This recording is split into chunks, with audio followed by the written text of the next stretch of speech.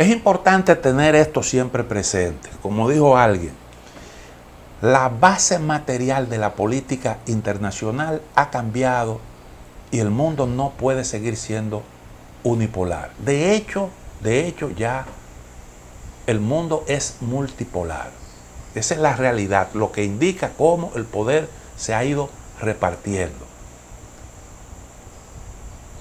Ahora hay un escarceo alrededor que tiene mucho que ver con la intención de Estados Unidos de no dar su brazo a torcer, por decirlo de alguna manera.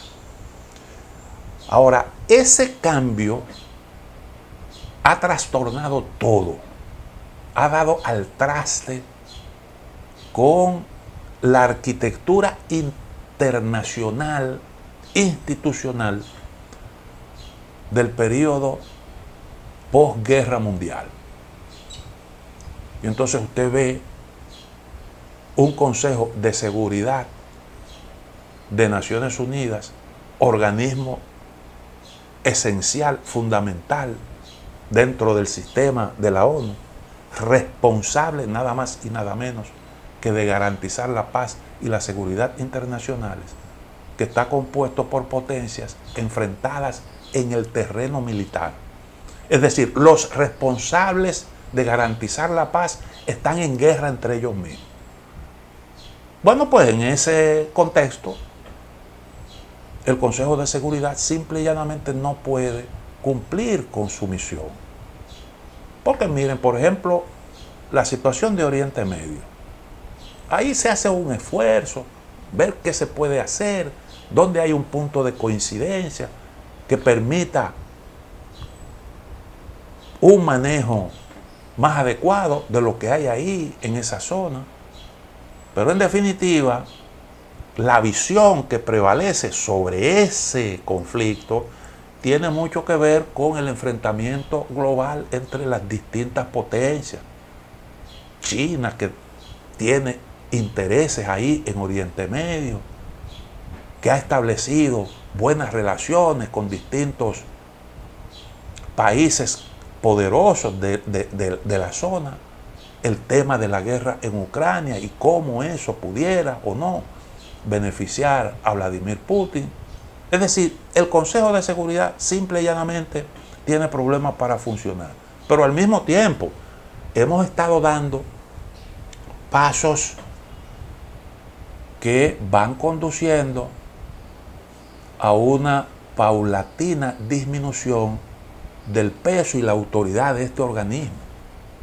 Es decir, estamos involucionando. Siempre ha habido problemas para ponerse de acuerdo, adoptar decisiones, pero ahora estamos involucionando. Y una muestra de ello clara es lo que acaba de decidir Rusia con respecto a Corea del Norte.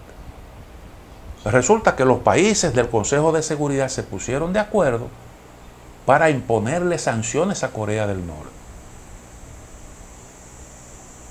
Recuerden que para adoptar una decisión en el Consejo de Seguridad se necesita de la aprobación de los miembros permanentes de ese organismo. Las grandes potencias. Se le impusieron sanciones a Corea del Norte y hoy Rusia está desconociendo eso. Lo está desconociendo porque acaba de llegar a un acuerdo que contempla la posibilidad de suministrar armas a Corea, cuando había incluso hasta un mecanismo para evitar que Corea del Norte siguiera desarrollando armas.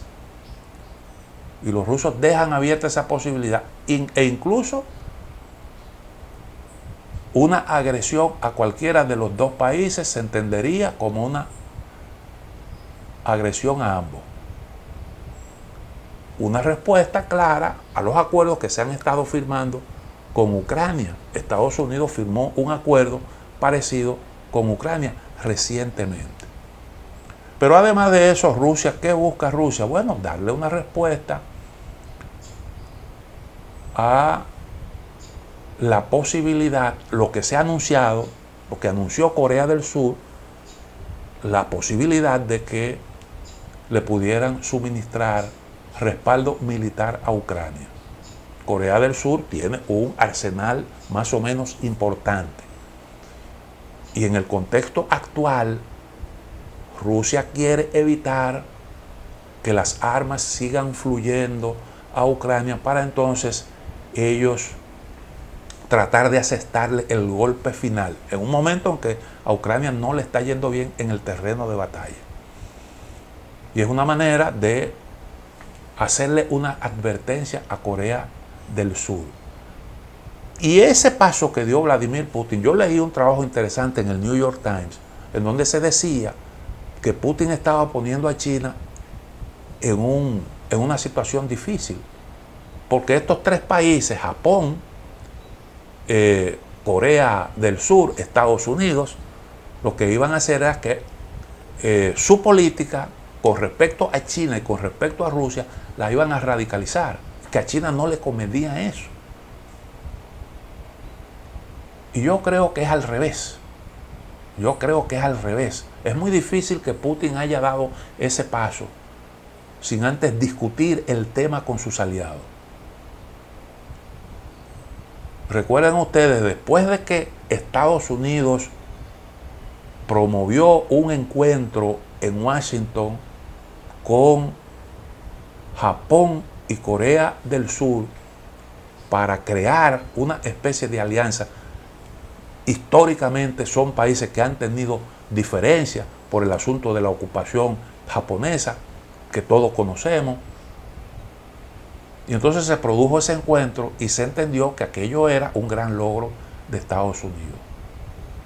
¿Y qué pasó después? Bueno, que China se reunió con los líderes de Corea del Sur y de Japón, algo que no ocurría en algunos años, que no ocurrió durante algunos años. Y aquello se entendió como un paso de China para tratar de contener eso. Pero lo más, lo que puede servir como un disuasorio es eso que acaba de hacer Putin. Y que puede ser un complemento. Mientras China presenta una cara amable, los rusos entonces se encargan de crear esa unidad con Corea del Norte, que se hace extensiva de alguna manera también a China. Y entonces estamos hablando de tres potencias nucleares. Y esto indiscutiblemente que la pone difícil tanto a Japón como a Corea del Sur. Es un poderoso disuasivo. Y eso dentro de una advertencia que ha estado haciendo Rusia a los países que le están suministrando armas de largo alcance para que puedan golpear en su territorio a la Federación Rusa. Yo voy a suministrarle armas a los que te la pueden poner difícil a ti también. Y este sería un primer paso. Y ya hubo una advertencia con el envío de unos barcos y unos submarinos ahí a La Habana. Putin lo ha dicho claramente. Nosotros vamos a responder. Veremos entonces dónde los países occidentales se van a detener. Pero recuerden ustedes, los rusos son jugadores brillantes del ajedrez, incluyendo el ajedrez militar. Bueno, pues el Consejo de Seguridad está hecho añico.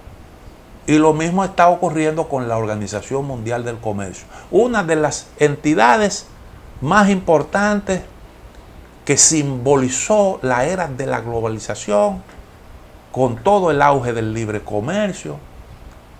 Eso se creó como una instancia para garantizar que las cosas fluyeran en el marco de todas esas libertades para hacer comercio y para intercambiar.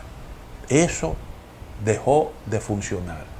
Y la globalización que se venía impulsando, ahora tenemos un retroceso en lo que tiene que ver con esto.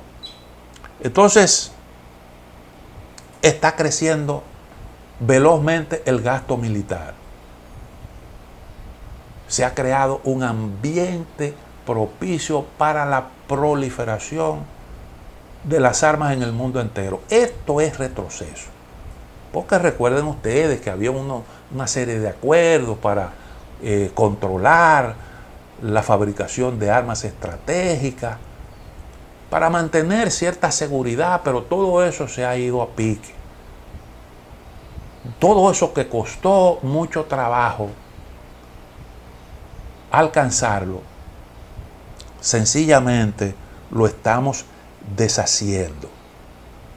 Y esto yo creo que realmente es para nosotros, en la época en que estamos viviendo, una muestra grave de retroceso significativo.